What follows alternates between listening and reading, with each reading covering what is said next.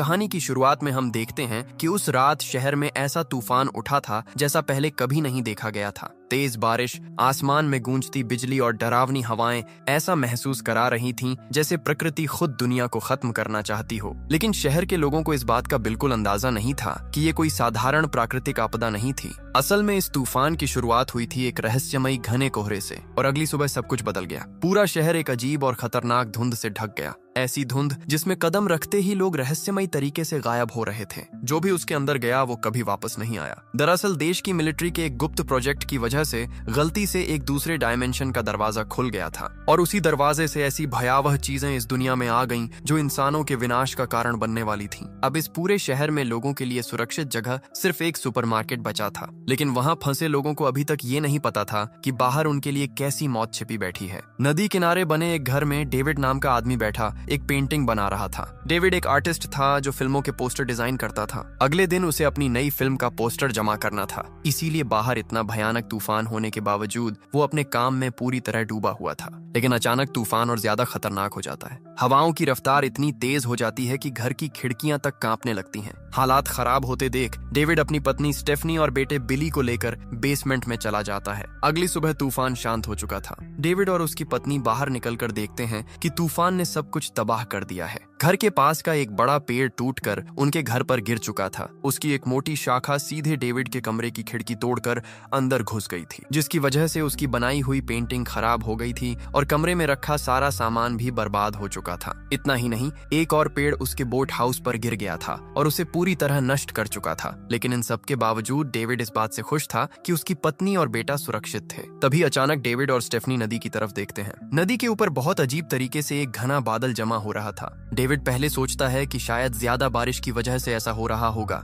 लेकिन बात काफी अजीब थी। बारिश के बाद पहाड़ों पर बादल दिखना आम बात थी, लेकिन नदी के ऊपर इतना घना कोहरा बनना बिल्कुल सामान्य नहीं था। फिर भी डेविड इस बात पर ज्यादा ध्यान नहीं देता, क्योंकि उस वक्त वो अपने पड़ोसी नॉर्टन पर बहुत गुस्सा था। नॉर्टन की जमीन पर खड़ा सूखा पेड़ टूटकर उसके बोट हाउस पर गिरा था। डेविड कई सालों से उसे वो पेड़ कटवाने के लिए कह रहा था, लेकिन नॉर्टन ने कभी उसकी बात नहीं सुनी और अब उसी वजह से डेविड का इतना नुकसान हुआ था। गुस्से में डेविड नॉर्टन के घर जाता है, लेकिन वहां पहुंचकर वो देखता है कि नॉर्टन खुद भी बहुत गुस्से में था। उसके घर के सामने भी एक पेड़ गिर गया था जिसने उसकी गाड़ी को पूरी तरह कुचल दिया था। ये देखकर डेविड को थोड़ी तसल्ली मिलती है कि नुकसान सिर्फ उसी का नहीं हुआ। फिर भी वो नॉर्टन के लिए दुख जताता है और वापस जाने लगता है। तभी नॉर्टन उससे पूछता है कि अगर वो सुपरमार्केट जा रहा हो तो क्या उसे भी लिफ्ट दे सकता है। डेविड हाँ कह देता है। कुछ देर बाद डेविड अपनी पत्नी से सामान की लिस्ट लेकर अपने बेटे बिली और नॉर्टन के साथ सुपरमार्केट की तरफ निकल पड़ता है। रास्ते में उन्हें कई मिलिट्री की गाड़ियां और सैनिक तेजी से जाते हुए दिखाई देते हैं। उन्हें देखकर नॉर्टन कहता है कि लगता है ये लोग नदी के पास पहाड़ी पर बने मिलिट्री बेस की तरफ जा रहे हैं। फिर वो डेविड से पूछता है कि क्या उसने एरोहेड प्रोजेक्ट के बारे में सुना है। नॉर्टन कहता है कि शहर में लोग बातें कर रहे हैं कि वहाँ कोई गुप्त रिसर्च चल रही है।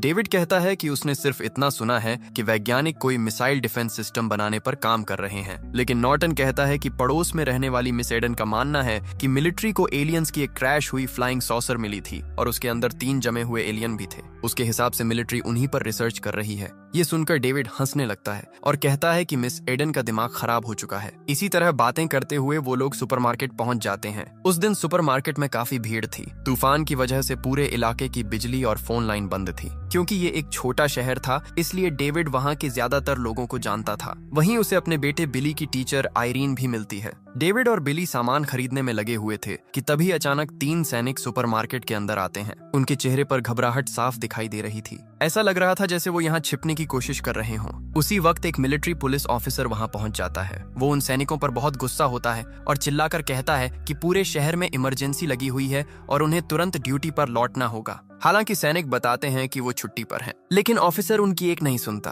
वो कहता है कि वो सामने वाली मेडिकल शॉप तक जा रहा है और वापस आने तक उन्हें बाहर जीप में देखना चाहता है। इतना कहकर वो वहां से चला जाता है। डेविड दूर खड़ा ये सब देख रहा था और तभी अचानक पूरे शहर में सायरन बजने लगते हैं। सुपरमार्केट के अंदर मौजूद सभी लोग घबराकर बाहर देखने लगते हैं। पूरा शहर अचानक अजीब तरह से शांत हो चुका था और तभी एक बूढ़ा आदमी भागता हुआ सुपरमार्केट के अंदर घुसता है। उसकी नाक से खून बह रहा था और वो बुरी तरह डरा हुआ था। वो चिल्लाते हुए कहता है कि उस घने कोहरे के अंदर कुछ है। उसने मेरे दोस्त को मार दिया। मैं किसी तरह जान बचाकर यहाँ तक पहुँचा हूँ। उसकी बात खत्म होते ही पूरा इलाका तेजी से उस घने कोहरे से ढकने लगता है। तभी एक आदमी डरकर अपनी कार की तरफ भागता है। लेकिन कार तक पहुंचने से पहले ही कोहरा उसे घेर लेता है और अगले ही पल उसकी दर्दनाक चीख सुनाई देती है। उसकी चीख सुनते ही सुपरमार्केट के लोग तेजी से दरवाजे बंद कर देते हैं। कुछ ही सेकंड में पूरा सुपरमार्केट चारों तरफ से उस रहस्यमय धुंध से घिर जाता है। कोहरा इतना घना था कि बाहर कुछ भी दिखाई नहीं दे रहा था। सुपरमार्केट के अंदर मौजूद किसी भी इंसान को समझ नहीं आ रहा था कि बाहर आखिर हो क्या रहा है। कुछ लोगों का कहना था कि शायद किसी फैक्ट्री में केमिकल ब्लास्ट हुआ है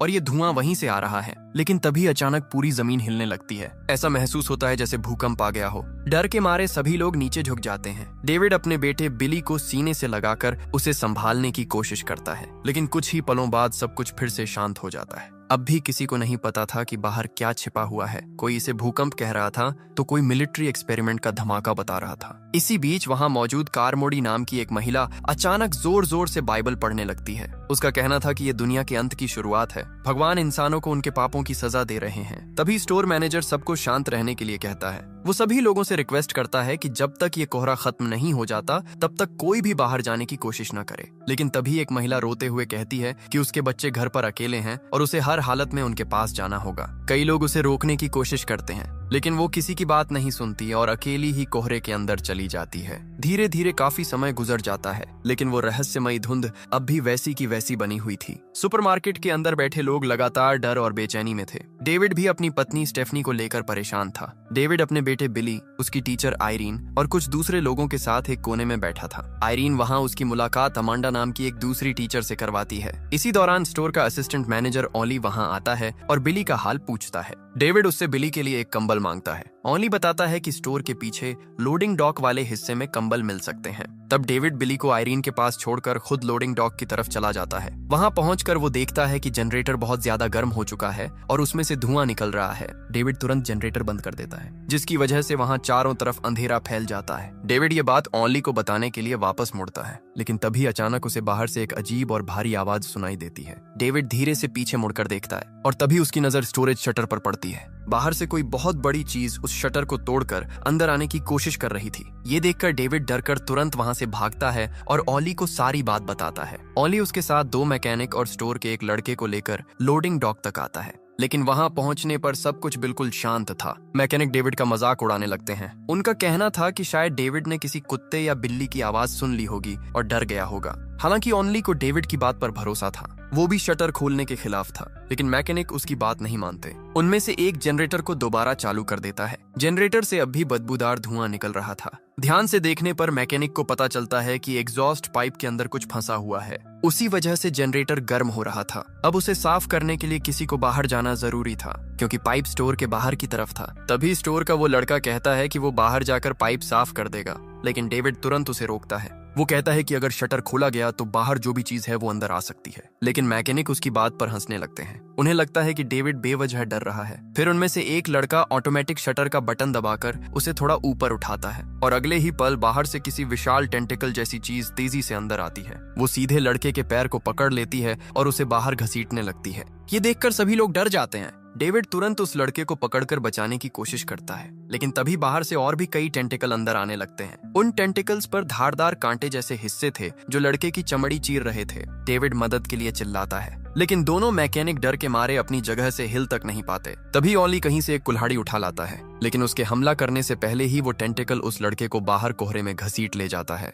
और कुछ ही सेकंड में उसकी चीखें बंद हो जाती हैं। इसी दौरान एक और बहुत बड़ा टेंटिकल अंदर घुस आता है। उसका एक डरावना मुंह भी था और वो स्टोर में रखा खाना खाने लगता है। डेविड तुरंत ओली से शटर बंद करने के लिए कहता है। ओली जैसे ही शटर नीचे करना शुरू करता है, टेंटिकल्स वापस बाहर जाने लगते हैं। उसी समय डेविड कुल्हाड़ी उठाकर उस बड़े टेंटिकल पर जोरदार वार करता है और उसे 2 टुकड़ों में काट देता है। अगले ही पल शटर पूरी तरह बंद हो जाता है। गुस्से में डेविड उस मैकेनिक को पीटना शुरू कर देता है जिसने उसकी बात नहीं मानी थी। ओली किसी तरह उसे शांत करता है, लेकिन अब डेविड के मन में एक और डर बैठ चुका था। अगर सिर्फ टेंटिकल इतने विशाल हैं, तो वो असली जीव कितना बड़ा होगा। इसके बाद डेविड, ओनली और बाकी लोग सुपरमार्केट के अंदर लौटते हैं और सबको बताते हैं कि उस कोहरे के अंदर इंसानों को खाने वाले भयानक जीव मौजूद हैं। ये सुनकर वहां मौजूद लोग डर जाते हैं, लेकिन नॉर्टन और उसके साथ कुछ दूसरे लोगों को लगता है कि डेविड झूठ बोल रहा है। यहाँ तक कि स्टोर मैनेजर भी उसकी बात पर विश्वास नहीं करता। तब डेविड कहता है कि अगर किसी को यकीन नहीं है तो वो खुद जाकर लोडिंग डॉक में देख सकता है। स्टोर मैनेजर वहां जाता है और जमीन पर पड़े कटे हुए टेंटिकल को देखकर डर जाता है। वो टुकड़ा कटने के बाद भी हिल रहा था, लेकिन कुछ ही सेकंड बाद वो अपने आप गलकर खत्म हो जाता है। ये देखकर अब मैनेजर को भी यकीन हो जाता है कि बाहर कुछ बहुत खतरनाक मौजूद है। इसीलिए डेविड और कुछ लोग स्टोर की कांच की दीवारों को मजबूत करने लगते हैं। वो उनके सामने खाने के भारी बैग और सामान रख देते हैं ताकि अगर कोई हमला करे तो अंदर ना आ सके। उसी दौरान डैन नाम का वही बूढ़ा आदमी डेविड से कहता है कि बाहर जो भी है वो बेहद खतरनाक है, अगर उन्हें जिंदा रहना है तो उनके पास हथियार होना जरूरी है। तभी अमांडा अपने बैग से एक पिस्तौल निकालती है। वो हमेशा सुरक्षा के लिए उसे अपने साथ रखती थी, लेकिन समस्या ये थी कि वहां मौजूद किसी को भी बंदूक चलानी नहीं आती थी। तभी ऑनली पिस्तौल उठाता है और बताता है कि वो पहले शूटिंग में स्टेट चैंपियन रह चुका है। उसी वक्त कारमोडी फिर से बाइबल पढ़ना शुरू कर देती है। वो बार बार कह रही थी कि ये सब भगवान की मर्जी से हो रहा है। उसका कहना था कि इंसानों के पाप इतने बढ़ चुके हैं कि अब भगवान अपना क्रोध दुनिया पर उतार रहे हैं और इसे रोकने का सिर्फ एक ही तरीका है, सबको अपने पापों का प्रायश्चित करना होगा, जरूरत पड़े तो अपने खून से भी। उसकी बातें सुनकर कई लोग परेशान हो जाते हैं।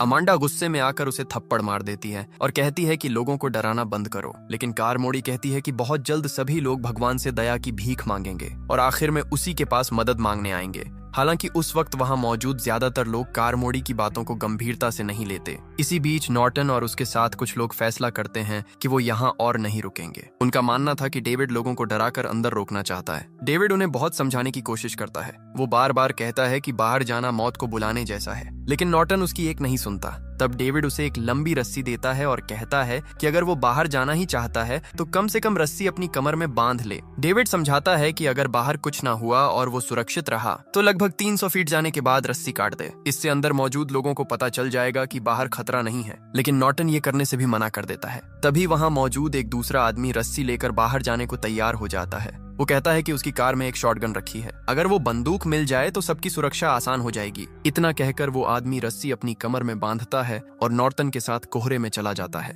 कुछ ही सेकंड में वो सब धुंध के अंदर गायब हो जाते हैं। अंदर खड़े लोग रस्सी को देखते रहते हैं। रस्सी लगातार आगे बढ़ती जा रही थी, लेकिन अचानक रस्सी जोर से तन जाती है और बहुत तेजी से बाहर की तरफ खींचने लगती है। 5 लोग मिलकर भी उसे पकड़ नहीं पा रहे थे। अगले ही पल रस्सी अचानक ढीली पड़ जाती है। जब लोग रस्सी को वापस अंदर खींचते हैं तो उसे देखकर सबकी रूह कांप जाती है। रस्सी पूरी तरह खून से भीगी हुई थी और उसके साथ सिर्फ उस आदमी के शरीर का आधा हिस्सा वापस आया था। ये भयानक दृश्य देखकर अब सुपरमार्केट के अंदर मौजूद हर इंसान के मन में डर और ज्यादा बढ़ जाता है। धीरे धीरे शाम होती है और फिर रात हो जाती है। बिजली न होने की वजह से पूरे सुपरमार्केट में सिर्फ इमरजेंसी लाइट्स जल रही थीं। डेविड और बाकी लोग पहरा दे रहे थे। इसी दौरान एक आदमी कांच की दीवार के पास बैठकर खाना खा रहा था। उसके पास इमरजेंसी लाइट रखी हुई थी। तभी बाहर से एक विशाल अजीब कीड़ा उड़कर आता है और कांच पर चिपक जाता है। उसे देखकर वो आदमी डरकर पीछे हट जाता है। वो कीड़ा बिल्कुल किसी विशाल टिड्डे जैसा दिखाई दे रहा था और लगता था कि वो रोशनी की तरफ आकर्षित होकर आया है, लेकिन उसका आकार किसी भी सामान्य कीड़े से कई गुना बड़ा था।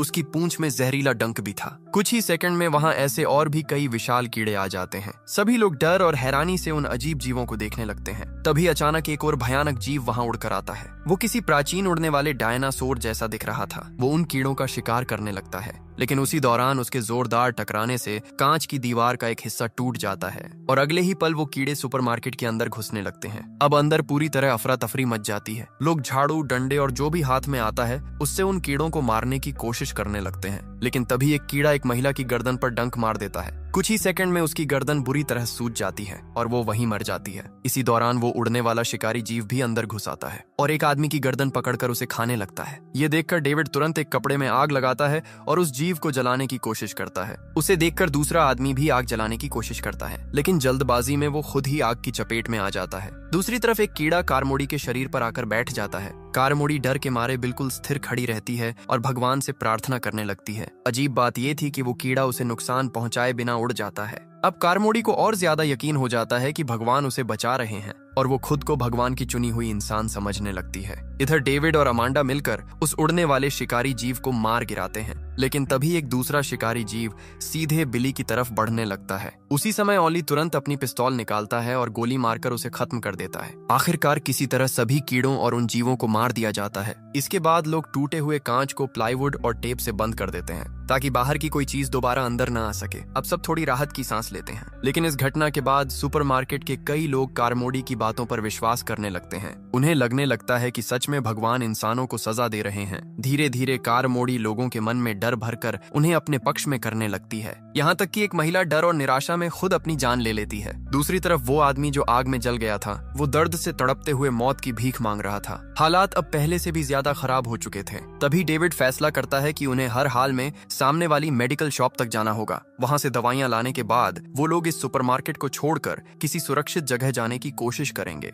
लेकिन तभी एक आदमी कहता है कि उन्हें कहीं जाने की जरूरत नहीं है, सुपरमार्केट में बहुत सारा खाना मौजूद है, वो लोग यहाँ कई दिनों तक जिंदा रह सकते हैं। लेकिन डेविड कहता है कि इस जगह की दीवारें कांच की हैं। अगर बाहर के जीवों ने हमला किया तो ये जगह ज्यादा देर सुरक्षित नहीं रहेगी। और सबसे बड़ा खतरा कारमोडी थी। डेविड कहता है कि वो भगवान के नाम पर लोगों को अंधविश्वास में धकेल रही है। उसने बलि देने की बातें शुरू कर दी हैं। डेविड को डर था कि कहीं वो किसी इंसान की बलि ना मांगने लगे और हो सकता है अगली बार उसकी नजर बिली पर पड़े। इसीलिए डेविड वहां से निकलना चाहता था। वो बताता है कि उसकी कार में 8 लोग बैठ सकते हैं। अगर वो किसी तरह गाड़ी तक पहुंच गए तो शायद वहां से बच निकलना संभव हो, लेकिन उससे पहले दवाइयां लाना जरूरी था। इसके बाद डेविड उन 3 सैनिकों से भी मदद मांगता है जो अब तक चुपचाप बैठे हुए थे। हालांकि उनमें से 2 सैनिक साफ मना कर देते हैं, लेकिन तीसरा सैनिक उनके साथ जाने के लिए तैयार हो जाता है। जैसे ही डेविड और बाकी लोग मेडिकल स्टोर जाने के लिए तैयार होते हैं, कारमोडी उनके रास्ते में आकर खड़ी हो जाती है। वो कहती है कि अगर वो लोग बाहर गए तो उन राक्षसों को अपने साथ यहाँ ले आएंगे और इससे यहाँ मौजूद बाकी लोग भी खतरे में पड़ जाएंगे। कारमोडी की बात सुनकर कुछ लोग उसका समर्थन करने लगते हैं, लेकिन तभी आयरीन गुस्से में एक कैन उठाकर कारमोडी की तरफ फेंकती है और कहती है कि अगर मदद नहीं कर सकती तो चुप रहे। इसके बाद डेविड, अमांडा, डैन, ओनली और बाकी लोग हथियार लेकर सुपरमार्केट से बाहर निकल जाते हैं। बाहर का कोहरा अब भी उतना ही घना था, इतना कि सामने चल रहा इंसान भी ठीक से दिखाई नहीं दे रहा था। सब लोग बहुत सावधानी से मेडिकल स्टोर की तरफ बढ़ते हैं। काफी मुश्किल के बाद वो लोग मेडिकल स्टोर तक पहुंच जाते हैं। स्टोर का दरवाजा खुला हुआ था। डेविड सबको सावधान रहने के लिए कहता है क्योंकि अंदर कुछ भी हो सकता था। इसके बाद वो लोग धीरे धीरे अंदर घुसते हैं और दवाइयां इकट्ठा करना शुरू करते हैं। इसी दौरान डैन और कुछ दूसरे लोग मेडिकल स्टोर के अंदर बाकी जगहों की जांच करने लगते हैं। उन्हें उम्मीद थी कि शायद वहां कोई जिंदा इंसान मिल जाए, लेकिन कुछ दूर जाते ही वो लोग जो देखते हैं उसे देखकर उनके शरीर में सिहरन दौड़ जाती है। छत से कई इंसानों की लाशें लटक रही थीं। उनके पूरे शरीर पर मोटे मकड़ी के जाले लिपटे हुए थे। डैन डरकर जोर से डेविड को आवाज लगाता है। डेविड और बाकी लोग तुरंत वहां पहुंचते हैं। उनके साथ वही मैकेनिक भी था। इतनी सारी लाशें देखकर मैकेनिक डरकर पीछे हटने लगता है, लेकिन तभी अचानक पीछे से कोई उसके कंधे को पकड़ लेता है। डर के मारे वो जोर से चीख पड़ता है, लेकिन जो आदमी उसे पकड़े हुए था वो कोई राक्षस नहीं बल्कि वही मिलिट्री पुलिस ऑफिसर था जो पहले सुपरमार्केट से दवाइयां लेने निकला था। उसका पूरा शरीर मकड़ी के जालों में फंसा हुआ था और उसके शरीर पर जगह जगह बड़े बड़े फोड़े निकल आए थे। वो अब भी जिंदा था, लेकिन दर्द से बुरी तरह तड़प रहा था। वो बार बार सिर्फ एक ही बात कह रहा था, ये सब हमारी गलती की वजह से हुआ है, हमें माफ कर दो। अचानक उसके शरीर के फोड़े फटने लगते हैं और उनके अंदर से छोटी छोटी मकड़ियां निकलकर बाहर आने लगती हैं। ये देखकर वहां मौजूद सभी लोग डर जाते हैं। मैकेनिक घबराकर दूसरी तरफ भागने लगता है, लेकिन तभी उसके सामने एक विशालकाय मकड़ी आकर खड़ी हो जाती है। उस मकड़ी का आकार किसी इंसान जितना बड़ा था। डर के मारे मैकेनिक चीखने लगता है। उसी समय ओली गोली चलाकर उस मकड़ी को मार देता है, लेकिन अगले ही पल चारों तरफ से और भी कई बड़ी मकड़ियां उन पर हमला कर देती हैं। अब मेडिकल स्टोर के अंदर पूरी तरह मौत का खेल शुरू हो चुका था। डेविड और बाकी लोग अपने हथियारों से उन मकड़ियों को मारने की कोशिश करते हैं, लेकिन उन मकड़ियों के जालों में किसी तेजाब जैसी चीज थी। उनमें से एक जाला एक लड़के के पैर पर गिरता है और उसका पैर बुरी तरह जलने लगता है। डेविड और बाकी लोग उसे बचाकर बाहर खींचने की कोशिश करते हैं, लेकिन तभी कई मकड़ियां उन पर टूट पड़ती हैं। इस हमले में डेविड के साथ आए कई लोग मारे जाते हैं। उसी दौरान जालों में फंसा हुआ मिलिट्री ऑफिसर नीचे गिर जाता है और उसके शरीर के सारे फोड़े एक साथ फट जाते हैं। हजारों छोटी मकड़ियां उसके शरीर से निकलकर जमीन पर फैल जाती हैं। ये देखकर सभी लोग बुरी तरह डर जाते हैं। अब वहां रुकना नामुमकिन था, लेकिन जिस लड़के का पैर जल चुका था वो अब तक मर चुका था। मजबूरी में डेविड और बाकी लोगों को उसे वहीं छोड़कर भागना पड़ता है। किसी तरह जान बचाते हुए वो लोग वापस सुपरमार्केट पहुंच जाते हैं। अब डेविड को पूरी तरह समझ आ चुका था कि बाहर का खतरा कितना भयानक है। इसीलिए वो फैसला करता है कि फिलहाल सुपरमार्केट में रहना ही सबसे सुरक्षित होगा। इस तरह एक और रात बीत जाती है, लेकिन अब सुपरमार्केट के अंदर हालात तेजी से बदल रहे थे। कारमोडी धीरे धीरे वहां मौजूद आधे से ज्यादा लोगों को अपने अंधविश्वास में फंसा चुकी थी। यहाँ तक कि वही मैकेनिक भी अब उसकी बातों पर भरोसा करने लगा था। डेविड और उसके साथी ये सब देखकर और ज्यादा परेशान हो जाते हैं। उन्हें लगने लगता है कि अगर वो ज्यादा देर यहाँ रुके तो बाहर के राक्षसों से पहले अंदर के लोग ही खतरनाक बन जाएंगे। लेकिन उसी दौरान डेविड को एक बात याद आती है। मेडिकल स्टोर में मिला मिलिट्री ऑफिसर बार बार कह रहा था कि ये सब उनकी गलती की वजह से हुआ है, यानी इस पूरे हादसे के पीछे मिलिट्री का हाथ था। और इसका जवाब सिर्फ वो सैनिक दे सकते थे जो सुपरमार्केट के अंदर मौजूद थे। ये सोचकर डेविड उस सैनिक के पास जाता है जो अकेला एक कोने में बैठा हुआ था। डेविड उससे पूछता है कि आखिर बाहर क्या हो रहा है और क्या उसे इस बारे में कुछ पता है। सैनिक पहले कुछ बोलने से बचता है। वो कहता है कि उसे कुछ नहीं पता।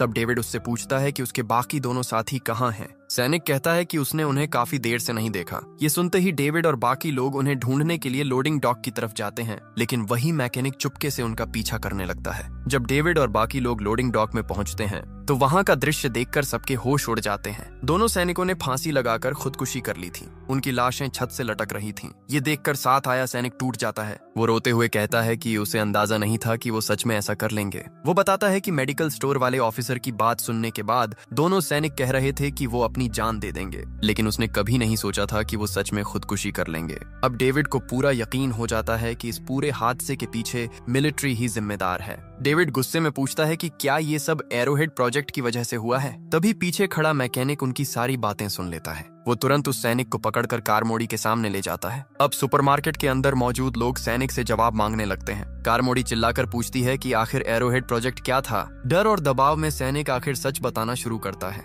वो कहता है कि वो सीधे उस प्रोजेक्ट का हिस्सा नहीं था, लेकिन उसने अपने साथियों से उसके बारे में सुना था। असल में एरोहेड प्रोजेक्ट का मकसद दूसरे डायमेंशन तक पहुंचने का रास्ता ढूंढना था। वैज्ञानिक किसी दूसरी दुनिया की खोज कर चुके थे और उसी दुनिया पर रिसर्च करने के लिए उन्होंने एक छोटा पोर्टल खोलने की कोशिश की, लेकिन एक्सपेरिमेंट गलत हो गया और गलती से उस दूसरी दुनिया का दरवाजा पूरी तरह खुल गया, जिसकी वजह से वहां मौजूद सारे खतरनाक जीव इस दुनिया में आ गए। सैनिक कहता है कि उसे सिर्फ इतना ही पता है और इसमें उसकी कोई गलती नहीं है, लेकिन ये सच सुनने के बाद कारमोड़ी और उसके समर्थक भड़क उठते हैं। कारमोड़ी चिल्लाकर कहती है कि वैज्ञानिक हमेशा से भगवान के नियमों के खिलाफ काम करते आए हैं। उन्होंने चांद पर कदम रखकर उसकी पवित्रता को नष्ट किया, उन्होंने परमाणु तोड़े और इंसानों को पाप की तरफ धकेला। अब भगवान उन्हीं पापों की सजा पूरी दुनिया को दे रहे हैं। कारमोड़ी लोगों को उकसाने लगती है। उसकी बातों में आकर कई लोग उस सैनिक पर टूट पड़ते हैं। वो लोग उसे पकड़कर बेरहमी से मारने लगते हैं। डेविड उसे बचाने की कोशिश करता है, लेकिन लोग उसे रोक देते हैं। इसके बाद वो घायल सैनिक को घसीटकर सुपरमार्केट के बाहर फेंक देते हैं और अगले ही पल कोहरे के अंदर से एक विशाल केकड़े जैसा राक्षस बाहर आता है।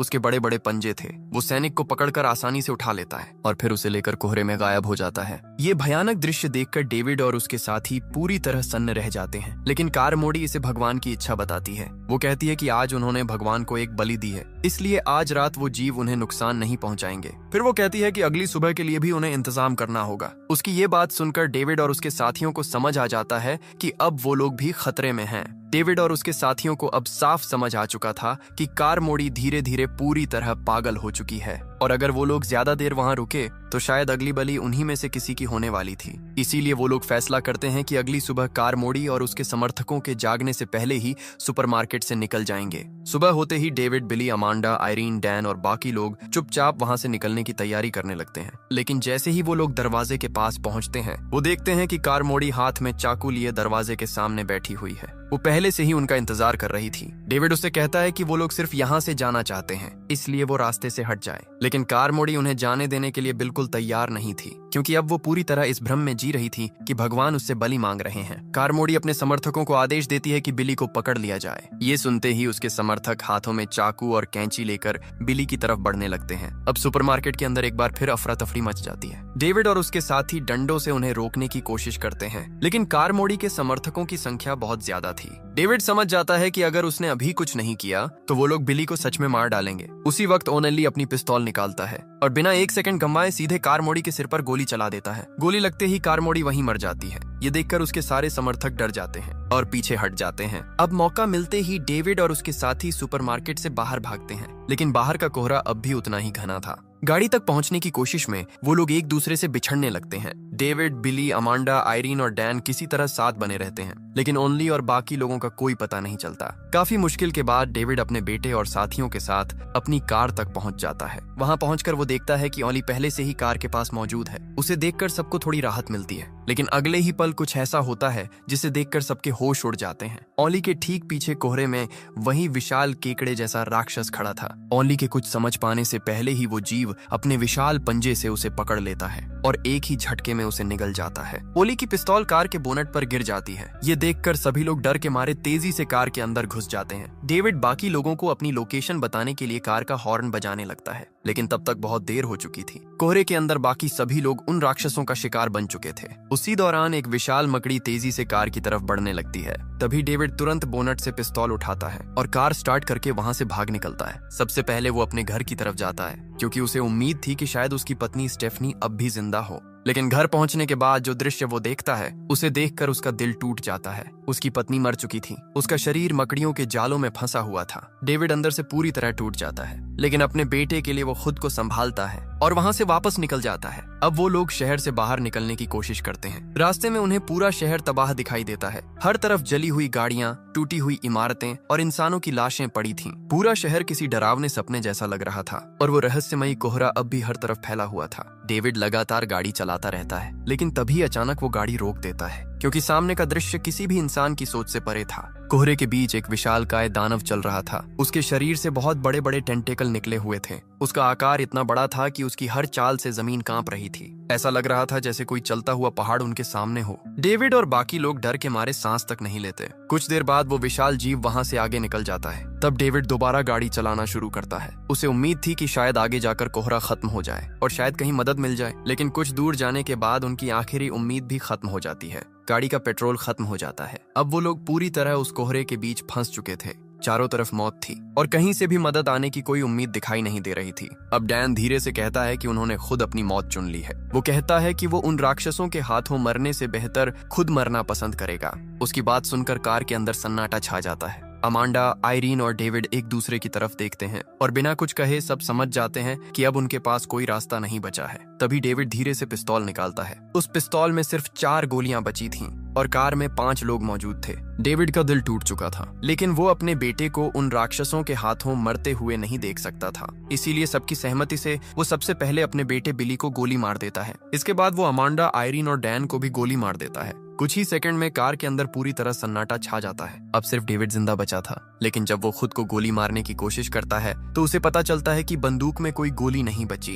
ये देखकर वो पूरी तरह टूट जाता है। रोते हुए वो कार से बाहर निकलता है। अब वो चाहता था कि बाहर मौजूद कोई भी राक्षस आकर उसे मार डाले। वो जोर जोर से चिल्लाने लगता है, आओ मुझे मार डालो, मुझे खत्म कर दो। लेकिन तभी अचानक कोहरे के अंदर से कुछ आवाजें आने लगती हैं। डेविड समझता है कि शायद कोई राक्षस उसकी तरफ आ रहा है। वो आंखें बंद करके मौत का इंतजार करने लगता है, लेकिन अगले ही पल उसके सामने जो आता है उसे देखकर उसके पैरों तले जमीन खिसक जाती है। कोहरे के अंदर से मिलिट्री के कई टैंक और गाड़ियां बाहर निकलती हैं। मिलिट्री ने आखिरकार उस दूसरे डायमेंशन का दरवाजा बंद कर दिया था और अब वो पूरे इलाके से उन राक्षसों को खत्म कर रहे थे। उनके साथ कई बचाए गए लोग भी थे और उन्हीं लोगों में वो महिला भी मौजूद थी, जो शुरुआत में अपने बच्चों के पास जाने के लिए अकेली सुपरमार्केट से बाहर निकल गई थी। यानी अगर डेविड कुछ मिनट और इंतजार कर लेता तो उसके बेटे समेत सभी लोग बच सकते थे। ये सच समझते ही डेविड वहीं घुटनों के बल गिर जाता है। वो जोर जोर से रोने लगता है। उसने अपने हाथों से अपने बेटे और अपने साथियों की जान ले ली थी और अब उसके पास सिर्फ पछतावा बचा था। इसी दर्दनाक एहसास के साथ इस कहानी का अंत हो जाता है।